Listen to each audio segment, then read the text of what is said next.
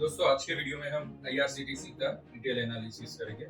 तो नए हो तो चैनल को सब्सक्राइब कर दीजिएगा और वीडियो को अंत तक जरूर देखिएगा। दोस्तों IRCTC जो है वो 4 वर्टिकल में ऑपरेट करती है।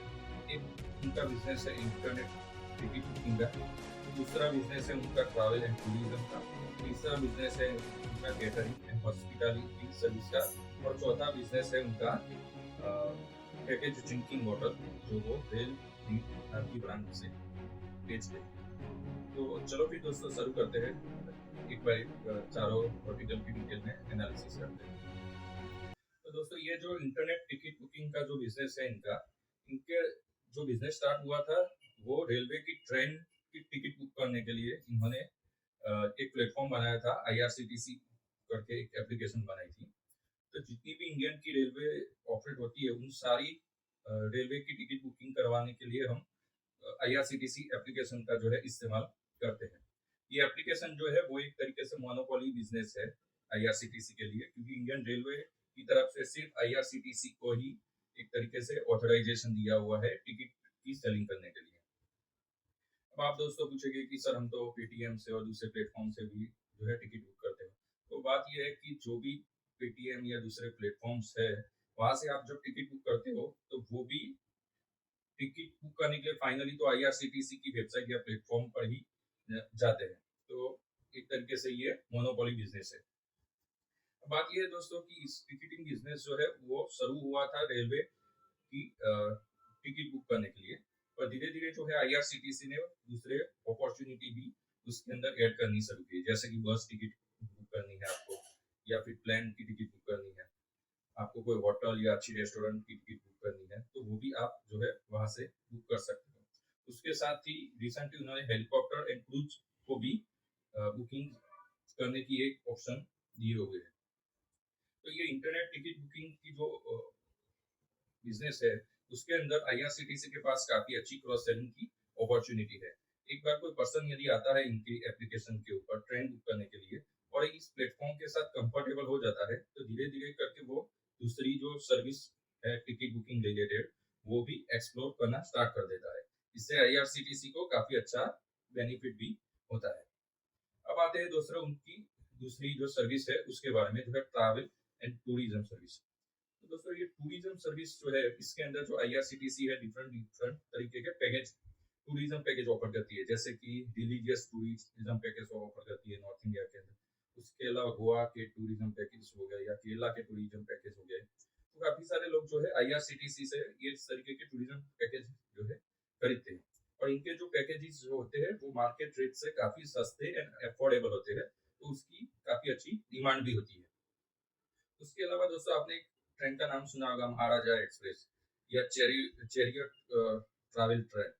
उसके अलावा बुद्धिस्ट सर्किट की एक ट्रेन भी चलाते हैं। ये सारी ट्रेनों के अंदर काफी बड़ी मात्रा में जो विदेशी पर्यटक आते हैं वो भी उसके अंदर ट्रैवल करते हैं इंडियन पर्यटकों के साथ साथ। तो ये एक दूसरी उनकी अपॉर्चुनिटी हो गई। तो एक तरीके से स्पेसिफिक ट्रेनें जो है टूरिज्म पर्पज से भी IRCTC जो है चलाती है। तो ये हो गया इनका दूसरा वर्टिकल। तीसरा जो वर्टिकल है वो है केटरिंग एंड हॉस्पिटैलिटी बिजनेस। दोस्तों आपने एक बार टिकट बुक कर दी, उसके बाद आप एग्जांपल के तौर पे वंदे भारत ट्रेन में ट्रैवल कर रहे हैं अहमदाबाद से मुंबई, तो उसके अंदर जो केटरिंग सर्विस जो होती है, जैसे कि चाय नाश्ता आता है या फिर जो फूड आता है, लंच आता है, डिनर आता है, तो वो सर की जो फूड सर्विसेज जो है वो उसका एक्सक्लूसिव कॉन्ट्रैक्ट जो है इंडियन रेलवे ने IRCTC को देख रखा है। यानी जितनी भी रेलवे ट्रेनें चलती है उसके अंदर कैटरिंग का जो काम है उसको संभालने की जिम्मेदारी जो है वो IRCTC को दी हुई है। तो ये एक तरीके से दूसरा उनका मोनोपोली बिजनेस आप कह सकते हो। उसके अलावा जो हॉस्पिटैलिटी बिजनेस है उसके अंदर वो जो है लॉन्च की सर्विस प्रोवाइड करते हैं। जैसे कि कोई पैसेंजर 2-3 घंटे पहले पहुंच गया टाइम से, तो वो कहाँ टाइम स्पेंड करता है, तो उसके लिए लॉन्च जो है वो होते हैं।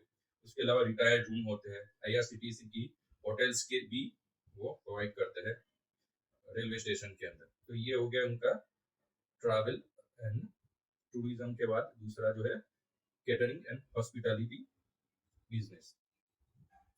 दोस्तों चौथा जो इनका बिजनेस है वो है पैकेज ड्रिंकिंग वाटर। ये थोड़े साल पहले इन्होंने शुरू किया था। इन्होंने एक रेल नीड करके एक ब्रांड बनाई थी, जिस ब्रांड के तहत ये लोग रेलवे स्टेशन के ऊपर जो है पैकेट ड्रिंकिंग वाटर जो है बेचते थे। इनके जो ड्रिंकिंग वाटर होते हैं वो काफी कॉम्पिटिटिव प्राइस पे आते हैं और काफी अफोर्डेबल भी होते हैं। तो इनको जो है काफी अच्छे नई बिजनेस अपॉर्चुनिटी जो है ये चौथे वर्टिकल से जो है मिलती है। अब दोस्तों आपने आईआरसीटीसी के स्टॉक की प्राइस की परफॉर्मेंस को देखी होगी, कई लोगों ने आईपीओ में उसके शेयर भी मिले होंगे। तो आईपीओ प्राइस से ऑलमोस्ट 10 गुना से भी ज्यादा आईआरसीटीसी की स्टॉक की प्राइस ने जो है रिटर्न दिया हुआ है। अब इसका क्या कारण है? तो एक तो इसकी जो रेवेन्यू है वो काफी तेजी से बढ़ी है, ऑलमोस्ट 89% एनुअल रेट से जो है इसकी रेवेन्यू बढ़ी है। दोस्तों इतनी तेजी से तो जो है जोमेटो या पेटीएम या दूसरी जो प्लेटफॉर्म कंपनी या स्टार्टअप कंपनियां है उनकी भी रेवेन्यू इतनी तेजी से नहीं बढ़ी जितनी रेवेन्यू जो है आईआरसीटीसी की पिछले 5 सालों में बढ़ी है। इसके साथ साथ इनका प्रॉफिट जो है वो 53% की एनुअल ग्रोथ रेट से पिछले 5 साल के दरमियान बढ़ा है। तो दोस्तों आप समझ सकते हो यदि कोई कंपनी की प्रॉफिट इतनी तेजी से ग्रोथ कर रही हो तो स्टॉक प्राइस के अंदर सिग्निफिकेंट मूवमेंट आनी तो तय ही समझ लीजिए। तो बात दोस्तों ये है कि फ्यूचर में क्या इसकी इतनी स्पीड से रेवेन्यू ग्रोथ होगी या इतनी ही तेजी से प्रॉफिट ग्रोथ होगी, ये बताना जो है थोड़ा मुश्किल है। पर मुझे लगता है कि इसकी रेवेन्यू जो है 20 से 25%, जो प्रॉफिट जो है 15 से 20% की रफ्तार से जो है ग्रोथ कर सकती है।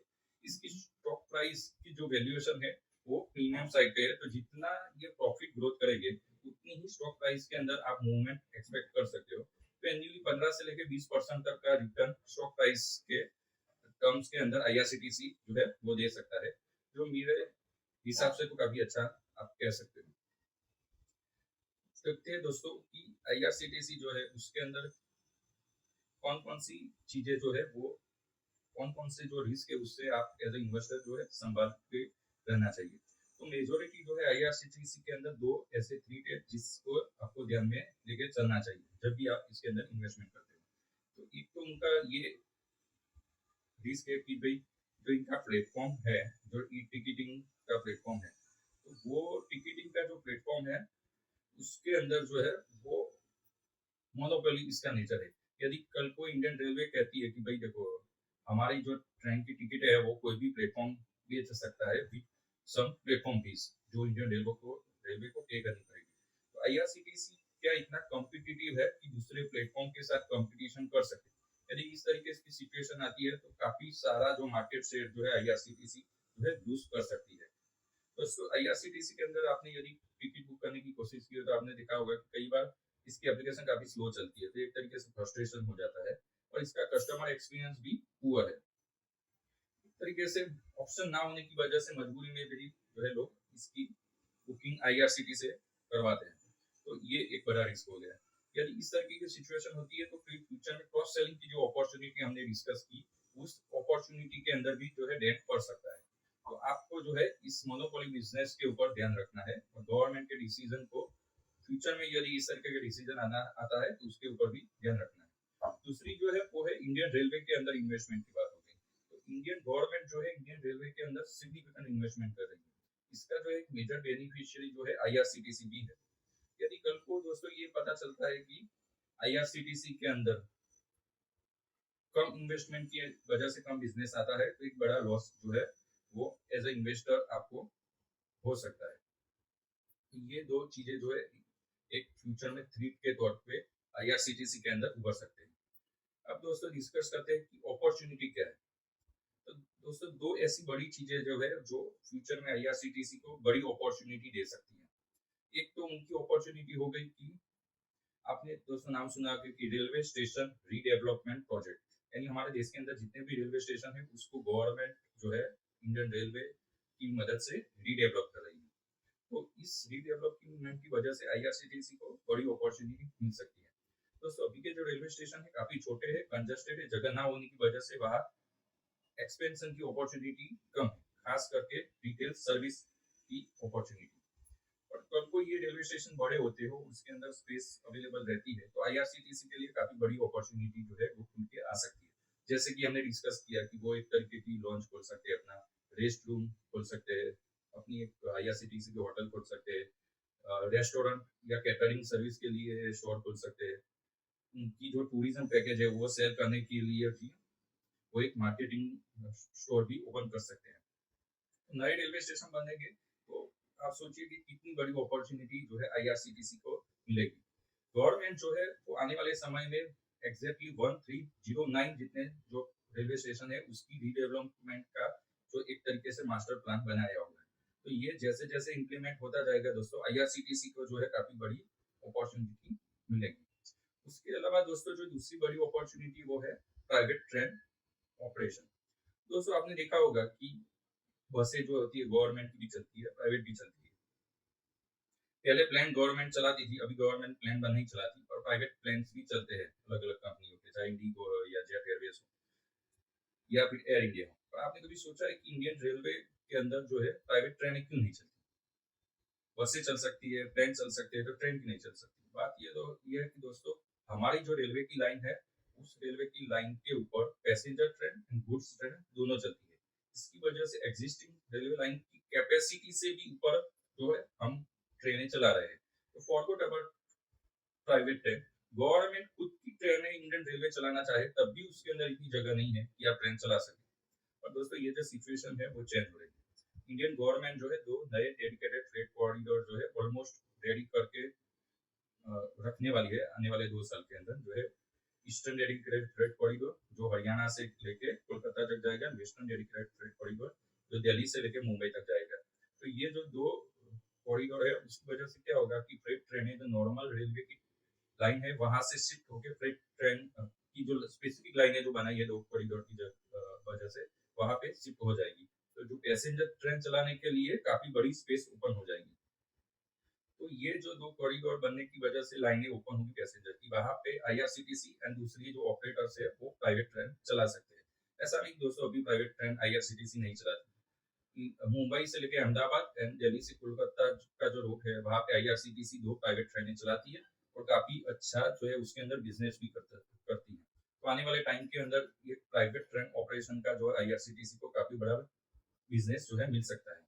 तो उसके साथ साथ गवर्नमेंट ने 3 नए फ्रेट कॉरिडोर जो है वो भी प्रपोजल किए हुए हैं, south freight corridor, south west and south east. तो ये 3 कॉरिडोर भी यदि फ्यूचर में बनते हैं तो हमारे देश की ऑलमोस्ट सारी जो ट्रेनें हैं गुड्स की वो एक तरीके से स्पेसिफिक गुड्स ट्रैवल करने वाली लाइन के ऊपर शिफ्ट हो जाएगी एंड इंडियन रेलवे के पास काफी बड़ी स्पेस अवेलेबल होगी जहां पे वो पैसेंजर ट्रेन चला सके। तो यदि सिग्निफिकेंट अमाउंट के अंदर प्राइवेट ट्रेन ऑपरेट करती है आईआरसीटीसी फ्यूचर के अंदर तो इनको काफी बड़ा जो है बिजनेस जो है मिल सकता है। दोस्तों अभी की सिचुएशन क्या है, उनके जितने भी 4 वर्टिकल है उसके अंदर सबसे ज्यादा जो रेवेन्यू आता है उनका वो कैटरिंग एंड हॉस्पिटल बिजनेस से आता है और इनका जो सबसे ज्यादा जो प्रॉफिट आता है वो इंटरनेट टिकट बुकिंग के जो है वो वर्टिकल से आता है। पर यदि आने वाले फ्यूचर के अंदर 2 और नए वर्टिकल जो है उनको मिलते हैं अपॉर्चुनिटी के तौर के ऊपर तो इनकी रेवेन्यू जो है वो 20 से 25% की जगह 25 से 30% एंड प्रॉफिट जो है वो 15 से 20% की जो हमने एस्टिमेशन लगाई थी उसके अलावा 20 से लेकर 25% भी ग्रोथ हो सकती है। तो ये हो गई दोस्तों अपनी जो है फ्यूचर अपॉर्चुनिटी के बारे में। तो आप आईआरसीटीसी के बारे में क्या सोचते हो? आप जो है उसके बारे में कमेंट करके जवाब दे सकते हो।